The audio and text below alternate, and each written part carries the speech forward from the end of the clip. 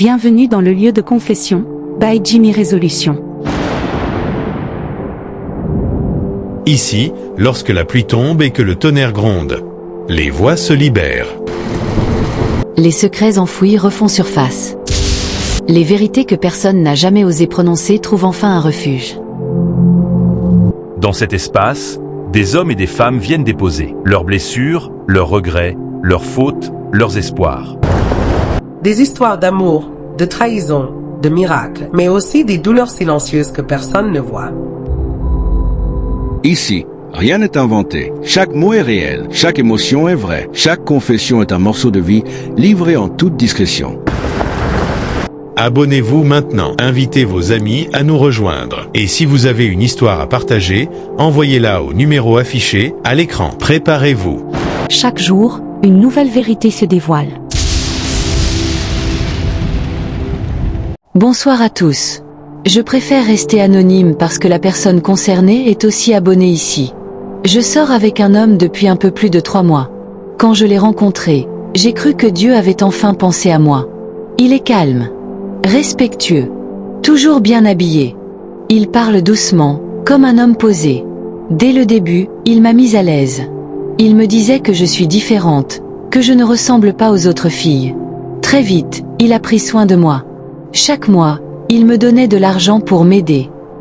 Il payait mes sorties, mon transport, parfois même mes petites dépenses personnelles.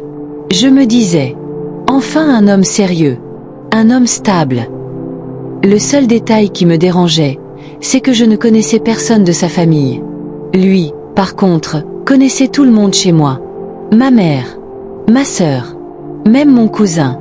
Mais quand je lui demandais, « Et moi, je peux voir ta sœur, ton frère, même en photo ?» Il souriait. Toujours la même réponse. Ce n'est pas encore le bon moment. Il ne dormait presque jamais chez moi. Toujours pressé le soir. Toujours un appel important qui le faisait partir. Il évitait les appels vidéo tard le soir. Il n'aimait pas que je poste nos photos. Mais il était tellement attentionné que je chassais les doutes. Je me disais que je suis trop méfiante. Un après-midi, il m'a dit qu'il partait en mission pour le travail. Mais le soir même, en allant chez une amie, je l'ai vu. Il descendait d'une voiture. Une femme était à côté de lui. 2 enfants sur la banquette arrière. J'ai senti mon cœur s'arrêter. Je me suis cachée, j'ai observé. La femme lui parlait normalement. Les enfants criaient « Papa ». Papa.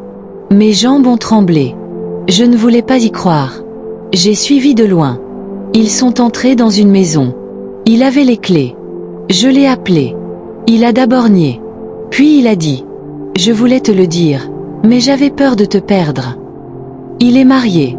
Depuis 8 ans. Je me suis sentie sale. Trompée. Utilisée. Tout ce que je croyais était faux. Pendant que je rêvais d'avenir. J'étais juste le secret de quelqu'un.